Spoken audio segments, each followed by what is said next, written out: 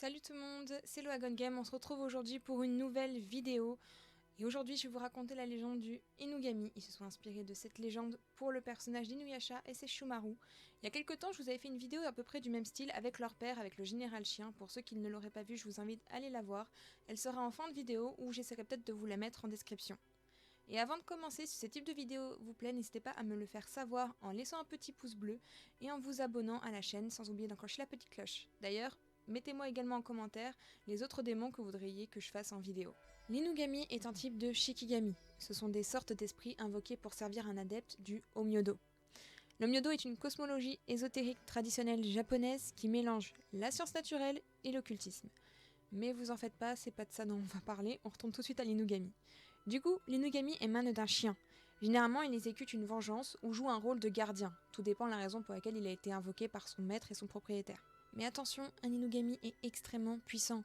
Il peut vivre indépendamment de son maître. Il peut donc lui être entièrement fidèle, comme il peut facilement se retourner contre celui-ci. Un Inugami peut également prendre possession d'un être humain, mais on reviendra sur ça un peu plus tard dans la vidéo.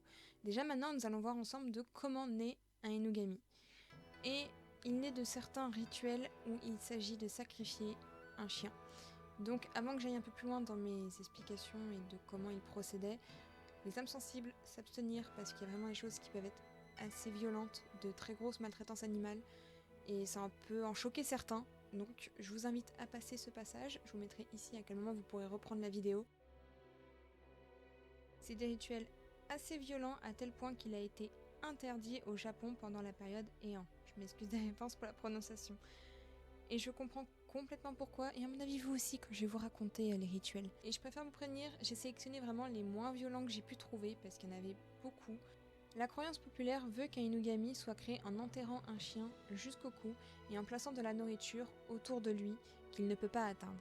Le chien agonise alors pendant des jours, pendant lesquels son maître lui répète que sa douleur n'est rien comparée à celle que lui, son maître, endure de son côté. Il existe aussi d'autres rituels permettant d'invoquer un Inugami, comme celui de décapiter un chien affamé en fouissant sa tête à un carrefour afin qu'il puisse être traversé par des humains jusqu'à ce que l'esprit tienne une telle rancune que l'esprit devient une malédiction et devient donc un Inugami, parfois même avec l'aide d'une prêtresse. Croyez-moi, ces deux méthodes sont les plus humaines que j'ai pu trouver. Mais comme je viens de vous le dire, l'invocation d'un Inugami est à double tranchant.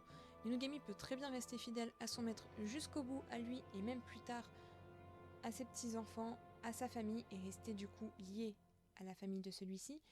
Ou alors il peut facilement, une fois sa mission exaucée ou même avant, se retourner contre son maître.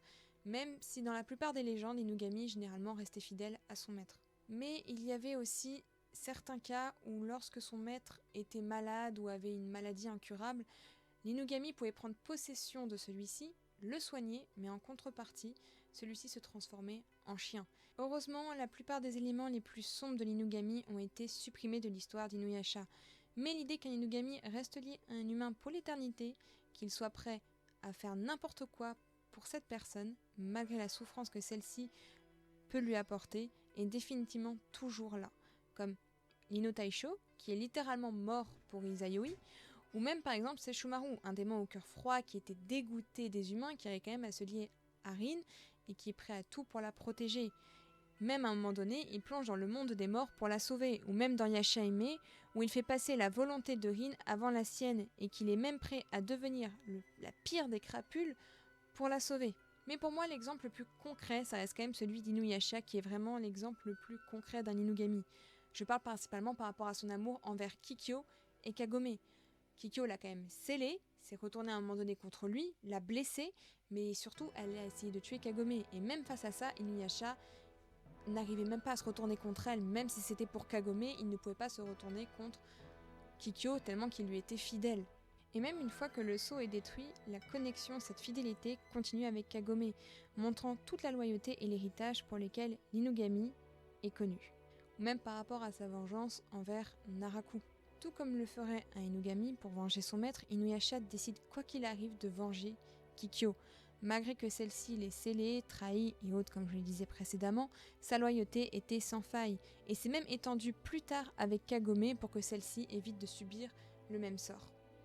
Et puis, souvenez-vous, quand Kikyo revient à la vie, il faut à Inuyasha tellement de temps pour décider avec qui il veut être, car les Inugami sont éternellement fidèles.